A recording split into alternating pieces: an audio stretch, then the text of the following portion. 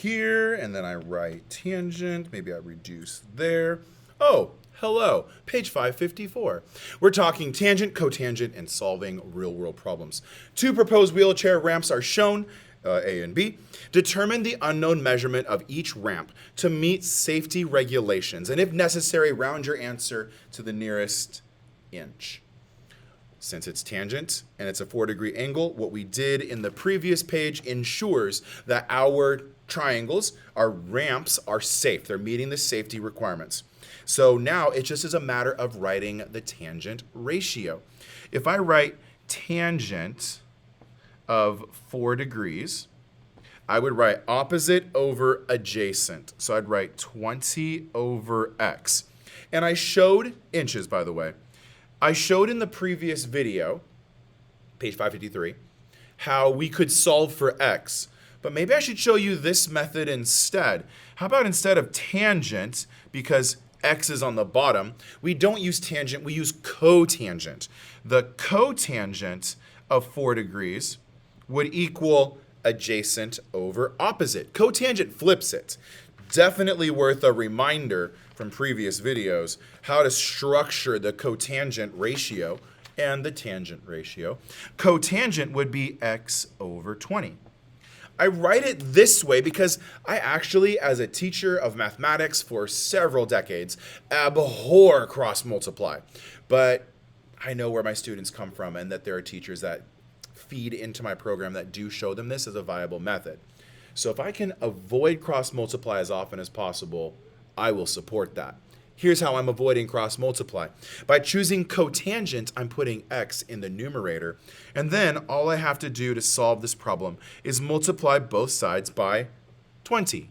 20 over 1, but it's 20. This is an equivalent multiplication step.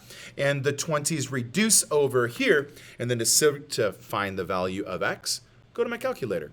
20 times cotangent of 4 degrees. The yellow calculators are the best, although let's see if Siri can do this. Hey Siri, what's 20 times the cotangent of 4 degrees? Here's what I found.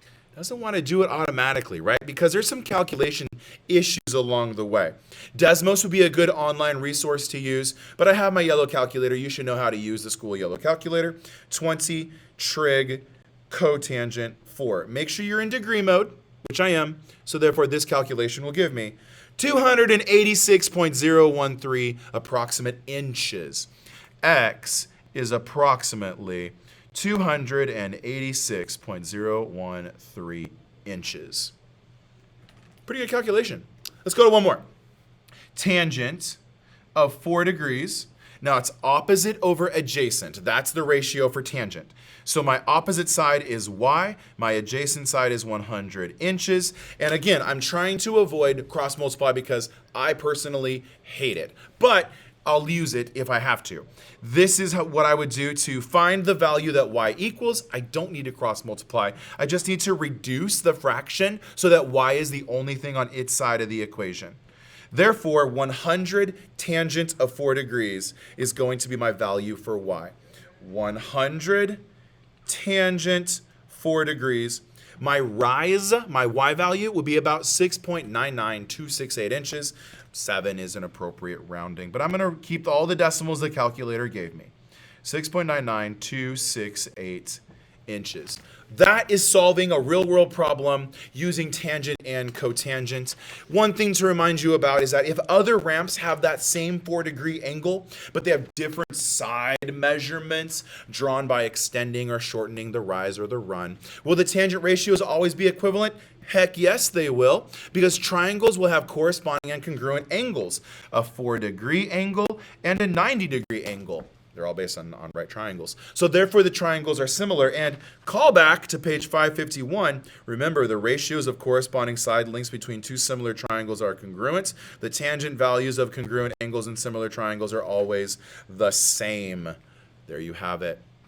Looking ahead, we're on a new activity 3 in the next video. Page 555 is next. Thank you for practicing solving real-world problems with tangent and cotangent. You can maybe move forward on the self-reflection document because we've done solving, solving, and solving. Thanks for watching this video. See you in the next episode.